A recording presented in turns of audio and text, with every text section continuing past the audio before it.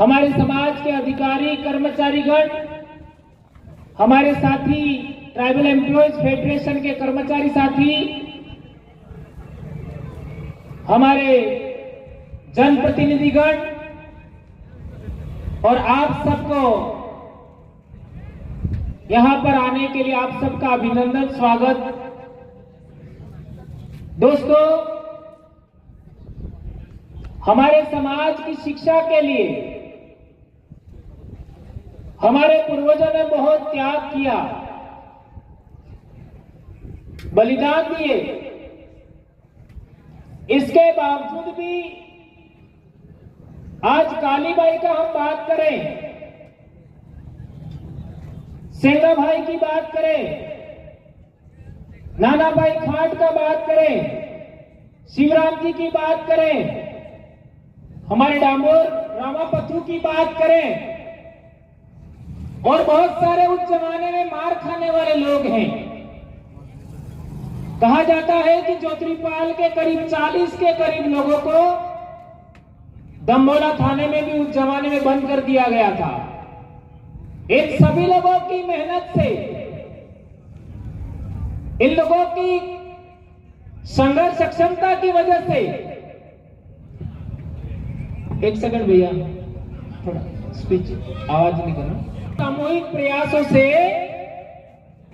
हमारे समाज को शिक्षा का अधिकार मिला।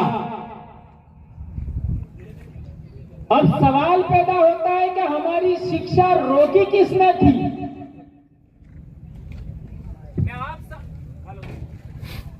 समाज की पढ़ाई रोकी किसने थी? यह है बड़ा सवाल।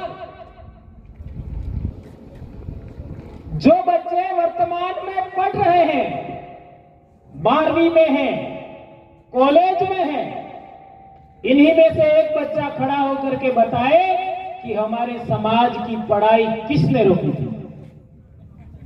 क्योंकि यह बात बहुत अच्छे तरीके से क्लियर होना जरूरी है। किसने रोका था हमारा पढ़ाई?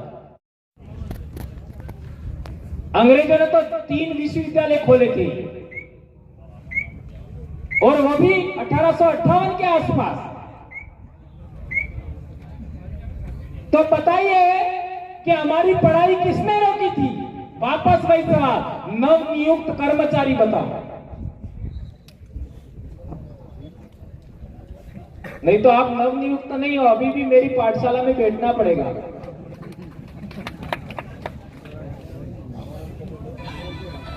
जी जी जी, हाँ, कौन? हाँ बोलिए।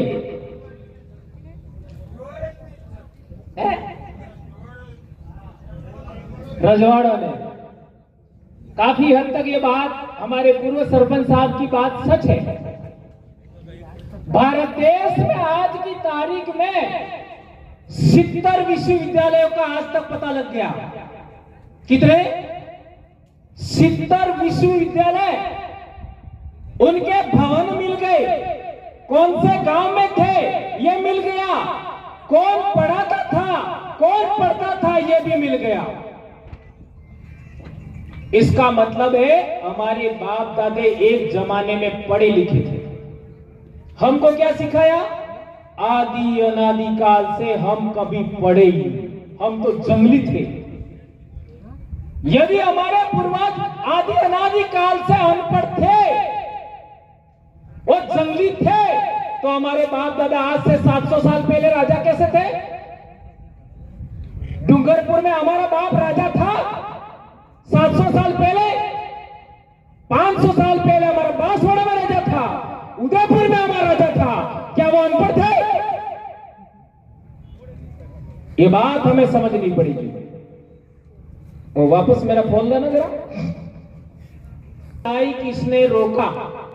जब ये बात आप नहीं समझ पाओगे तो समस्या ये पैदा हो जाएगा कि कालीबाई का असली गुनहगार कौन है, सेंगा भाई रोड का असली गुनहगार कौन है, ये कभी पता नहीं लगेगा। नाना भाई खाट का असली गुनहगार कौन है, कभी पता नहीं लगेगा। और जितने भी आज तक हमारे समाज में पढ़े लिखे लोग हैं, राजनीतिक लोग हैं, उन्होंने हमको कभी सच नहीं बताया। मैं आपको बताता हूं, ये हमारा सांबला जी, यार फोन डिस्चार्ज हो गया, चलो छोड़ो। अभी ये सांबला जी, ये हमारे यहां पर सांबला जी में हमारा आदिवासियों का मानो या फिर जो लोग बाहर से आए उनके पहले वाले लोगों का मानो, क्योंकि उनको आदिवासी ही कहना पड़ेगा। तो यहां पर भी एक बहुत बड़ा मठ हुआ करता था। सांबला जी का पुराना नाम है देवरी मोरी। वहां पर मठ हुआ करता था, वहां लोगों को पढ़ाया जाता था। उसी से थोड़ा आगे बढ़ते हैं हम लोग, आनंद नगर। आज की तारीख में उस शहर का नाम आनंद नगर नहीं है, वडनगर। जो वडनगर है, जहां हमारे देश के प्रधानमंत्री आते हैं, उसका ओरिजिनल नाम आनंद नगर था। वहां पर भी कम से कम 20 से 30 हजार लोग रहते थे, पढ़ने और पढ़ाने वाले लोग। उससे आगे बढ़ते हैं तो भीनमाल, वहां पर भी उल्लेख मिला कि वहां पर भी मठ पर बहुत सारे लोग रहते थे और पढ़ा करते थे। हमको नहीं बताया। तो मनुस्मृति का नियम था कि कौन पढ़ेगा और कौन नहीं पढ़ेगा, कौन पढ़ाएगा और कौन नहीं पढ़ेगा। यह नियम था मनुस्मृति का 10वें अध्याय का। आप पढ़ करके उठा करके देख लीजिए, यही पढ़ करके अभी मैं सुनाने वाला था। और यही सासरपुर में एक भगत सम्मेलन था, वहां हमारे 2 शिक्षक साथी जो संचालन कर रहे थे, उनको भी मैं पढ़ा रहा था। उन्होंने नहीं पढ़ा, क्योंकि ये उपला माला है ना, वो भी आदिवासी होना चाहिए। हमारे समाज के कई लोगों का उपला माला आदिवासी का नहीं है। मैं क्या कहना चाहता हूं, समझ सकते हो? ये क्या लिखा हुआ है, पढ़ के सुनाइए। नहीं सुनाया। संत सुरमाल महाराज की भक्ति की ऐसी की तैसी कर दी लोगों ने। संत सुरमाल महाराज की भगत परंपरा का संबंध देवनी मोरी से हो सकता है, यह बात हमें समझना पड़ेगा। आज तक किसी ने देवनी मोरी में क्या होता था नहीं बताया। ये जो आज की तारीख में सांबला जी में जो मंदिर है, वो मंदिर में भी 12 में से 8 पुजारी आदिवासी थे एक जमाने में, आज नहीं है। 12 में से 8। तो वहां जो भगत परंपरा शुरू हुई, उसका संबंध उस देवनी मोरी की जो पूजा पद्धति थी, धर्म परंपरा था, उससे था। अब ईडर के राजा ने आदेश निकाला कि भाई ये तपस्या करने का काम कर रहे हैं। मनुस्मृति कहती है कि आदिवासियों को तपस्या करने का अधिकार नहीं है, ये मनुस्मृति कहता है। और मनुस्मृति को अंग्रेजों ने नहीं बनाई थी, ये बात समझना पड़ेगा। अभी जिस शीशा की बात करते हो, हिहू पावर की बात करो, ये तो ब्रह्मसूत्र का सिद्धांत है। ब्रह्मसूत्र क्या होता है किसी को पता नहीं। ब्रह्मसूत्र का नियम है कि जो लोग वेद पढ़ने के अधिकारी नहीं है, यदि वो वेद पढ़ते हुए सुन भी ले तो उनके कान में शीशा डालना चाहिए। ये लिखा हुआ था, राजेश ने पढ़ के सुनाया था। ये बात समझना पड़ेगा। आज कई कपोड़ा क्या तो ऐसा बोलते हैं कि कालीबाई को अंग्रेजों ने गोली मारा। शर्म करो नालायको, अरे मूर्खों। कल परसों की बात है, कालीबाई के जमाने के लोग अभी जिंदा है। मेरे घर में मेरे बाबा जिंदा है, वही शादी किया है। मेरे मासा अब तक जिंदा है, वही के हैं। और भी कई लोग यहां के हैं और कहते हैं कि कालीबाई को अंग्रेज ने गोली मारी। शर्म करो थोड़ा सा। आज तक हमको नहीं पढ़ाया कि काली बाई को गोली किसने मारी, आज तक किसी को पता नहीं। किसने आदेश निकाला था? हद तो तब होती है कि हम रास्तापाल के लोगों को भी पता नहीं, 84 के लोगों को पता नहीं कि स्कूल बंद किसने करवाई, लाठियां किसने चलाई, गोली किसने मारी, आज तक पता नहीं। ये रामापथु डामोर पहली बार पता लग रहा है, ये हमारे लोगों ने पता लगाया। आज तक जोत्री के वो लोग 20 से 30 लोग थे जो थाने में बंद कर रखा, पानी नहीं पिलाया उन लोगों को, इनको स्वतंत्र सेनानी तक नहीं माना। ये कितनी बड़ी बात है। ये सम्मान करना, सम्मान लेना, ये दूर की बात है। हमारे समाज को शिक्षा कैसे मिली? शिक्षा के लिए हमारे समाज के लोगों ने क्या त्याग किया, क्या बलिदान किया, यह जानना होगा सबसे पहले। ये हर एक शिक्षक का दायित्व है, हर एक शिक्षिका का दायित्व है, हर एक बच्चे का दायित्व है, कर्तव्य है। ये डूंगरपुर का इतिहास पालों का इतिहास है। पाल क्या होती है वो जानो पहले। ये तो बहुत सारे लोग थे। पाल का मुखिया नाना भाई खाट ने क्यों शपथ ली कि मैं मर जाऊंगा लेकिन स्कूल नहीं बंद करने दूंगा। ये बात समझो। हमारी पाल रजवाड़ों को टैक्स भी नहीं देती थी। क्यों टैक्स नहीं देते थे? ये बात समझो।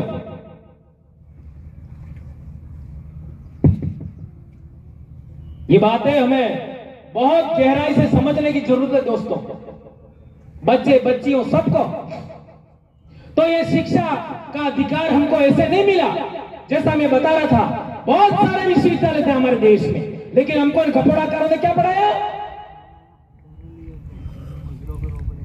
क्या पढ़ाया हमको? हमारे गुरुकुल हुआ करते थे। एक गुरुकुल का अभी तक कोई अवशेष नहीं मिला, सिंगल एक। अभी कुछ दिन पहले हम सबसे बड़ी यूनिवर्सिटी जिसमें 10,000 विद्यार्थी आवासीय रहकर पढ़ते थे और 2,000 शिक्षक पढ़ाते थे, जिसमें चाइना से भी लोग पढ़ने आते थे, सेंट्रल एशिया से भी आते थे, कोरिया से आते थे, जापान से आते थे, इंडोनेशिया से आते थे, श्रीलंका से लोग पढ़ने के लिए आते थे। नालंदा वहां हम गए थे। वहां क्या व्यवस्था है देखो, एक सिंगल प्याऊ नहीं है। जो लोग बाहर से घूमने आते हैं उनके लिए प्याऊ नहीं है। सरकारें बड़ी बड़ी बातें करती हैं, वहां ठहरने के लिए कोई ढंग का आपका क्या कहते हैं सराय नहीं है। ये हमारे कई साथी ये भाई क्या नाम है, एक तो भरत भाई और ये साथी आए थे, उनको पूछ लो, सुरेंद्र जी वगैरह। ये हाल है जहां शिक्षा था, इसलिए शिक्षा का महत्व समझिए। सबसे ज्यादा शिक्षा को लेकर के मैंने आज तक बोला है, उसका परिणाम क्या हुआ? उस जमाने में हमारे लोगों को गोलियां मारी गई। हमारे बच्चे आजकल अभी थोड़े दिनों बाद, जैसे अभी स्कूल शुरू हुई है, अभी शुरू हो जाएंगे व्रत त्योहार, तो बच्चे स्कूल जाना छोड़ देंगे और बाहर घूमते रहेंगे। तुमको शिक्षा का अधिकार ऐसे थोड़ी मिला है।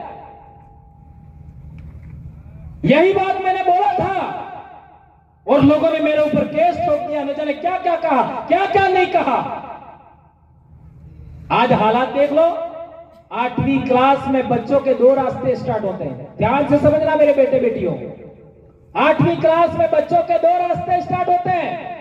एक रास्ता शिक्षा की ओर मुड़ता है और एक रास्ता मौज मस्ती की ओर मुड़ता है। ध्यान देना, 8वीं क्लास की बच्चे ही बाल ऊंचा नीचा काटते हैं, अलग स्टाइल में फैशन बनाते हैं, मेहंदी लगाते हैं, नाखून रखते हैं। 8वीं क्लास से शुरू होता है। और जो बच्चे मौज मस्ती की ओर मुड़ गए, उनका भविष्य खत्म। फिर आगे जाकर के वो नरेगा में मिलेंगे, अहमदाबाद काम करने जाएंगे और रोडों पर भटकेंगे। और आजकल ये सड़कों पर जो घूम रहे हैं रात को, ये कल परसों डिटेन के आपका दौड़ा में, मौज मस्ती के चक्कर में, मौज शौक के चक्कर में, और ये पत्थरबाजी करेंगे। हमारे 84 में भी यहाँ जोधपुर ब्लॉक के अंदर पिछले साल 70 के आसपास बच्चे पकड़े थे। पत्थरबाजी में एक बच्चा मर गया था। ये अनकंट्रोल्ड बच्चे, ये अनुशासनहीन बच्चे कैसे, वो 8वीं क्लास में उनका निर्माण होता है, उनका रास्ता चेंज होता है। जिस बच्चे को 8वीं क्लास में पढ़ाई की ओर मोड़ दिया जाता है, वो बच्चा अपनी जिंदगी में सक्सेस होता है। और जो बच्चा 8वीं क्लास में मौज मस्ती की ओर मुड़ जाता है, उसका कोई भविष्य नहीं होता। और एक बात गंभीर, 8वीं क्लास में वो बच्चा मौज मस्ती की ओर मुड़ता है जिसको पाठ पढ़ना नहीं आता। जिस बच्चे को 8वीं क्लास में पाठ पढ़ना नहीं आता, उसका जिम्मेदार माता पिता भी है और शिक्षक भी है, प्राइमरी एजुकेशन वाले शिक्षक। मुझे कहने में कोई हर्ज नहीं है, प्राइमरी एजुकेशन के शिक्षक भी जिम्मेदार है और माता पिता भी जिम्मेदार है। ये बात समझना होगा। और आजकल कई सारे बच्चों के माँ बाप 10 रुपए बच्चों को पकड़ा देते हैं, खाना नहीं देते सुबह, और बच्चा स्कूल जाके क्या खाता है, पाउच कुरकुरे, और वो भी फूल होता है, लेकिन उसके अंदर मसाला तो थोड़ा सा होता है। उसका कितना नुकसान है आप समझिए। ये मैं बोलूंगा लंबा हो जाएगा, बहुत नुकसान। तो मेरे कहने का मतलब यह है, एजुकेशन को लेकर के हमारे पूर्वजों ने कितना त्याग किया, कितना बलिदान किया, उसकी इज्जत करिए। और मैं एक बहुत बड़ी बात कहना चाहता हूं एजुकेशन के लिए। मेरा सारा आज की तारीख में और पिछले 2 साल से फोकस एजुकेशन पर ही ज्यादा। एक तो बच्चे स्कूल से बाहर रहते हैं, और दूसरा हमारे बच्चे हैं स्कूल के टाइम में इधर उधर भाग जाते हैं। ये आपने देखा होगा। और इसके लिए कौन जिम्मेदार है, ये आप सब जानते हो। और कई स्कूलों में तो दूसरे दिन बोतलें भी मिलती है बरंडे के अंदर, ग्राउंड में, ऐसा भी होता है। और मौज शौक के चक्कर में बहुत कुछ गड़बड़ हो रहा है, उसका ख्याल रखिए। और एक गंभीर बात जो मैं आपके बीच में कहना ही चाहता हूं और कहना जरूरी भी है, वो ये है कि जो पढ़े लिखे लोग हैं और सेवानिवृत्त कर्मचारी हैं, उनकी जिम्मेदारी है, हम लोगों ने पहले से कह रखा है, उनकी जिम्मेदारी है कि अपने गांव की सीनियर स्कूल की विजिट करें, और विजिट करने के बाद वहां जाकर के क्या पढ़ा रहे हो, क्या नहीं पढ़ा रहे हो, उस पर बात करने के बजाय आपको क्या समस्या आ रही है उस पर बात करो। शिक्षकों को संभल दीजिए। शिक्षक डरा हुआ आज की तारीख में, वो कुछ बोले तो बच्चा स्कूल नहीं आए, ऐसी नौबत आ रही है आजकल। पहले ऐसा नहीं होता था। अब बच्चे को थोड़ा सा दबाने के लिए या फिर कुछ गलत कर रहा है, कुछ कह देते हैं तो 15 दिन स्कूल नहीं आएगा। ये एक बड़ा समस्या पैदा हुआ है, ये कोई कह नहीं पाता है। ये कहने के लिए भी हिम्मत चाहिए, ये बड़ी समस्या आ रही है। तो जितने भी सेवानिवृत्त कर्मचारी है, आप लोगों की जिम्मेदारी है कि स्कूल में जाए और शिक्षकों से बात करें कि क्या समस्या आ रही है, कौन कौन बच्चे स्कूल नहीं आ रहे, और उनके माता पिता से संपर्क करें। क्यों? क्योंकि आपने समाज का नमक खाया है 30 से 35 साल। ये बात भी मैंने पहले बोला था, बुरा लग गया था। और जो जनप्रतिनिधि हैं, आजकल जनप्रतिनिधियों को नई बीमारी लग गई है। हमारे वालों में भी कुश्ती जारी है कि मैं कुछ गलत बोलूंगा तो लोग मेरे को वोट नहीं देंगे। हंसी बात है। कौन कौन समझ करो। अरे वाह, बढ़िया। तो फिर ऐसे जनप्रतिनिधियों की हमें आवश्यकता है क्या? नहीं है? खेतर ते हमें वाला का खोटा बाटा हमें का, पर मौज मस्ती तमें करो है? ऐसा ही है ना? ऐसा हरगिज नहीं होगा। आपका दायित्व है, आप अपने इलाके के अंदर, अपने गांवों में जो जो बच्चे रात को रोड के आसपास इधर उधर रहते हैं उनको पकड़िए, उनके माता पिता से, बच्चों से बात करिए, और नहीं मानते तो इनको पुलिस में पकड़वाइए, ताकि पूरे समाज का नाम बर्बाद नहीं हो, समाज की बदनामी ना हो। हमने बहुत मेहनत किया, त्याग किया, तपस्या किया, तब जाके समाज इकट्ठा हुआ है, और दूसरे लोगों को कहने का अवसर ना मिले। आज तक जितने भी ये बाइक राइडर हैं, ये जितने भी बच्चे आपका बर्थडे पार्टी में दारू पार्टी करते हैं और जब पत्थरबाजी करते हैं, उनमें एक भी बच्चा आदिवासी परिवार से जुड़ा हुआ नहीं मिला। या तो वो दूसरी पार्टी के लोग हैं, वोट कराते हैं, या फिर बच्चों को दारू पिला करके कई लोग व्यवस्था भी करना चाहते हैं समाज की। इसके लिए जनप्रतिनिधि और सेवानिवृत्त कर्मचारियों की ड्यूटी है, सामाजिक कार्यकर्ताओं की ड्यूटी है कि गांवों में ग्राम एकीकरण समिति बन रही है, उसमें सहयोग करें। ग्राम एकीकरण समिति के माध्यम से आने वाले समय में गांव में कौन बच्चा स्कूल से बाहर रहता है, स्कूल टाइम से, उसको डिटेन किया जाएगा, पकड़ा जाएगा, उसके मां बाप को भी पूछा जाएगा, और नहीं मानेंगे तो उनके लिए प्रबंध कानून के तहत किया जाएगा। ये हम लोग करने वाले हैं। अभी हर एक गांव में कमेटी बन रही है, एक एक गांव में 40, 50, 100 लोगों की कमेटी बन रही है। समाज को सुधारने के लिए गलत भी करना पड़े, बुरा भी बोलना पड़े, और ठुकम ठुका करना पड़े तो भी करना पड़ेगा, तब जाकर के लोग सुधरेंगे। ये जोधरी में हमारे उदयलाल जी रोज साहब थे, वो कहा करते थे कि वह एक काम रह जो है, एक हाथ नु जोड़ो बनाओ, सामड़ा नो एक हाथ नु जोड़ो, तो एक हाथ नु जोड़ो तो पैरा का काम आवे नहीं, समझ में आएगी नहीं? तब जाकर के कई लोग तो ठीक होंगे। इसलिए मेरे कहने का मतलब यह है, समाज को परिवर्तन करने के लिए, परिवर्तन का मतलब एजुकेशन की ओर मोड़ना, लोकतंत्र की ओर मोड़ना, कानून संवैधानिक अधिकारों की ओर मोड़ना, ये काम करने के लिए कुछ एक लोगों को ये कभी अधिकार नहीं दिया जा सकता कि समाज को नुकसान किया जाए। समाज ये जुड़ रहा है, उसमें व्यवधान पैदा किया जाए, ये बात हमें ध्यान रखनी होगी।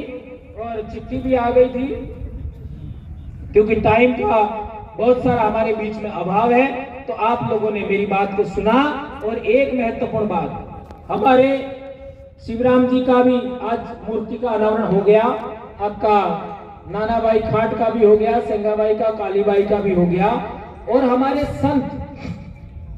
संत गोविंद गुरु महाराज, संत सुरमाल महाराज, और हमारे सुराता में देखे अमरपुरिया महाराज, उनका भी बहुत बड़ा समाज में योगदान है।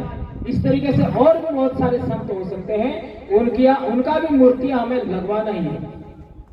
और टंटिया भील और राणा पूजा भील, इतनी मूर्तियां तो यहाँ गेंजी में लगनी चाहिए, रामा पत्थू की भी लगनी चाहिए, लगनी चाहिए कि नहीं लगनी चाहिए? तो 3 तो हमारे संत हो गए, और आपका रामा पत्थू हो गए, हमारे टंटिया भील हो गए, और हमारा राणा पूजा भील हो गए, इतने तो लगने ही चाहिए। तो हमें इसके लिए भी प्रयास करते रहना चाहिए, और आने वाले साल कम से कम एक मूर्ति तो हम जरूर लगा दें, ठीक है? तो यह हमारा